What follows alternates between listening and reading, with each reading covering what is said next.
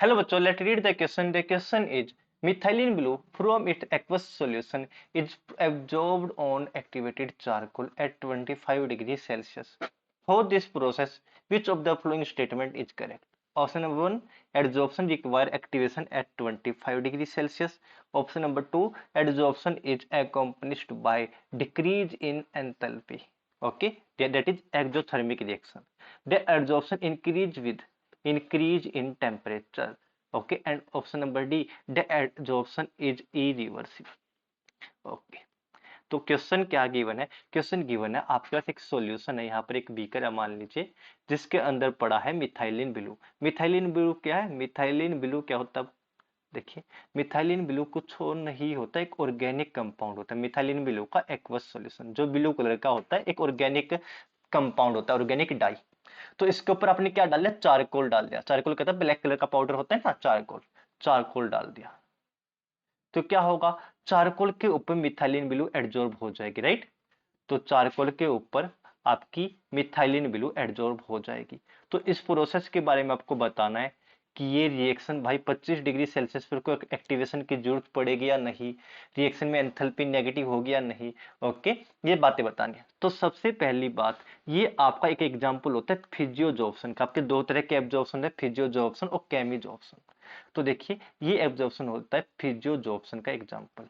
फिजियोजॉर्प्शन that is attractive force between charcoal and dye is weak van der Waals forces. Okay, और आपको पता होना चाहिए फिजियोजॉर्प्शन रिएक्शन आपकी रूम टेम्परेचर पर हो जाते, इनको अलग से एक्टिवेशन कराने के लिए एनर्जी नहीं देनी पड़ती। हाँ, ये केमिकल एडजॉर्प्शन होता तो आपको शुरुआत में एक्टिवेशन एनर्जी देनी पड़ती है, राइट? तो यानी कि ये स्टेटमेंट आपकी गलत है।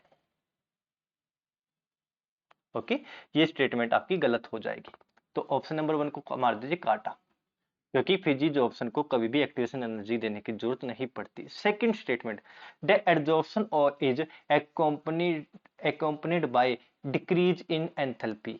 यानी डिक्रीज इन एंथैल्पी का मतलब है कि डेल्टा एच इस रिएक्शन के लिए नेगेटिव है। और आपको पता होना चाहिए फिजियोजॉर्प्शन हो या केमिजॉर्प्शन हो, ओके, दोनों के लिए ही डेल्टा एच आपका नेगेटिव होता है। इसके लिए भी डेल्टा एच नेगेटिव होता है, इसके लिए भी डेल्टा एच नेगेटिव। तो अगर आपको नहीं भी पता था तो भी आप डायरेक्टली बता सकते कि डेल्टा एच नेगेटिव होगा। हाँ, कुछ एक्सेप्शन है जिसके एक या दो ही एग्जांपल देखने को मिलते हैं। For example, adsorption of H2 on lead. Okay, ये एक एक्सेप्शन है, उसका कुछ रीजन भी है, ज्यादा डिटेल में हम नहीं जाएंगे, लेकिन जनरली डेल्टा एच आपकी नेगेटिव ही होती है फिजियोजॉर्प्शन या केमिजॉर्प्शन दोनों के लिए। तो ऑप्शन नंबर बी आपका करेक्ट हो गया। ऑप्शन नंबर सी भी देख लेते हैं, the adsorption increase with increase in temperature. गलत, both physisorption and chemisorption decrease with temperature. Okay, हाँ, केमिजॉर्प्शन में क्या होता है? शुरुआत में तो रेट डेफिनेटली इंक्रीज होता है, उसके बाद डिक्रीज होता है। देखिए, शुरुआत में रेट इंक्रीज होता है थोड़े टाइम के लिए, उसके बाद डिक्रीज ही होता है। ओके, तो दोनों में रेट डिक्रीज ही होता है। आंसर बिल्कुल गलत है। हाँ, शुरुआत में थोड़ी देर के लिए इंक्रीज होगा केमिजॉर्प्शन में, और उसके बाद डिक्रीज होगा। ये आंसर गलत है। और हमें पता है रिएक्शन आपकी फिजियोजॉर्प्शन है, फिजियोजॉर्प्शन में तो ऑलवेज डिक्रीज होगा रेट टेम्परेचर के साथ। ओके, तो ऑप्शन नंबर सी भी आपका गलत है। ओके, अब option number D, adsorption is irreversible, बिल्कुल गलत। ये भी बिल्कुल गलत है। क्यों? क्योंकि फिजियोजॉर्प्शन आपका रिवर्सिबल होता है, केमिजॉर्प्शन आपका इरिवर्सिबल होता है। तो ये स्टेटमेंट भी आपकी बिल्कुल गलत है। और हमें पता है कि चारकोल के ऊपर एडजॉर्प्शन, मैंने क्या बताया, ये एक फिजियोजॉर्प्शन का एग्जांपल है, तो ये रिवर्सिबल होगा। ओके, तो दोबारा रिपीट करता हूं। पहली बात, फिजियोजॉर्प्शन है, ये मैंने आपको बता दिया, तो डेफिनेटली रूम टेम्परेचर पे रिएक्शन हो जाएगी, एक्टिवेशन एनर्जी की जरूरत नहीं पड़ेगी। आंसर गलत है, ऐसा पड़ता है ओनली केमिजॉर्प्शन में। Second statement, both physisorption and केमिजॉर्प्शन ठीक होते हैं, तो आंसर नंबर बी तो वैसे भी आ गया। Option number C, the adsorption increase with increase in temperature, बिल्कुल गलत। Both chemisorption and physisorption decrease with temperature.